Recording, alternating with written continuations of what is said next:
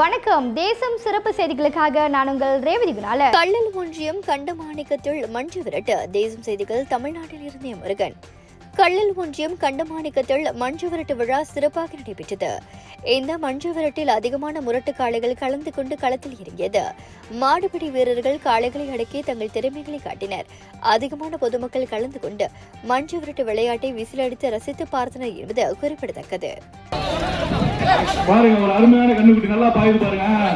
புடிய புடிய உற்சாகமா பிடிக்கிறீங்க.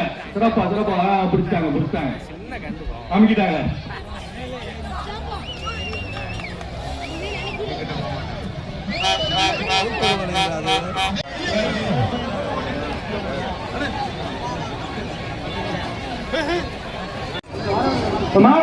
வரவிட்டு முடிய தம்பி, சிறப்பான காலம் உள்ள நிக்குது. கொஞ்சம் வரையிடுங்க. பார்த்து மாட்டுக்கார ரொம்ப இதுவா இருக்கு, ரொம்ப கோபமா இருக்கு. இப்ப அப்படியே சிறப்பான மாடு ரொம்ப சிறப்பா போகுது பாருங்க. எல்லாரும் ஒதுக்கிட்டு போகுது பாருங்க. மாடு வெற்றி அடைஞ்சிருச்சுங்க. இளைஞர்கள் மாடு வெற்றி அடைய விட்டுட்டீங்க. போங்க. மாட்டு உரிமையாளர்களுக்கு உள்ள தொழில் கொடுக்குறாங்க.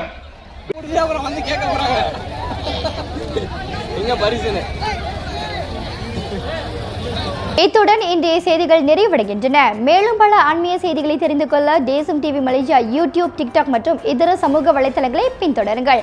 உங்களிடமிருந்து விடைபெறுவது நான் உங்கள் ரேவதி குணாலன். மக்களோடு தேசம், தேசத்தோடு மக்கள். நன்றி, வணக்கம்.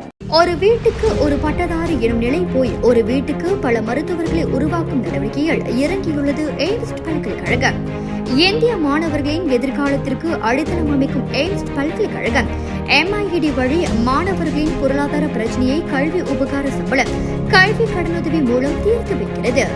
எய்ம்ஸ் பல்கலைக்கழகம் தரத்தில் உயர்ந்தது, போதனைகள் சிறந்தது, மாணவர்களுக்கு நிலையானது.